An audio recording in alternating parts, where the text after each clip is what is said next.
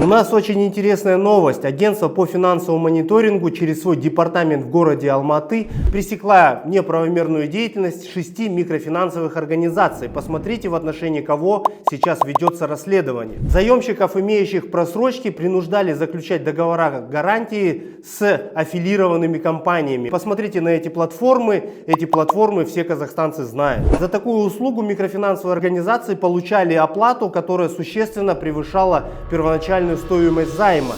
АФМ приводит пример, когда должник имел первоначальную сумму займа 180 тысяч, но после оформления вот таких вот гарантий стал должен 446 тысяч, и это без учета процентов. Таким образом, АФМ делает вывод, что доходная часть МФО в основном состояла из таких фиктивных доходов.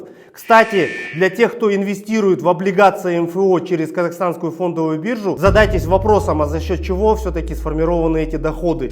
Мы надеемся, что не по такой же схеме. По предварительным данным, АФМ говорит, что гражданам был причинен ущерб 30 миллиардов тенге. Проект «Стоп-пирамида» неоднократно высказывал свои претензии в отношении регулирования деятельности микрофинансовых организаций, и мы до сих пор считаем, что агентство по регулированию и развитию финансового рынка не делает того, что было нужно. Или делает, но очень поздно, когда уже ситуация дошла до крайности. И вот вам результат. Уже 30 миллиардов ущерба и возбуждены уголовные дела.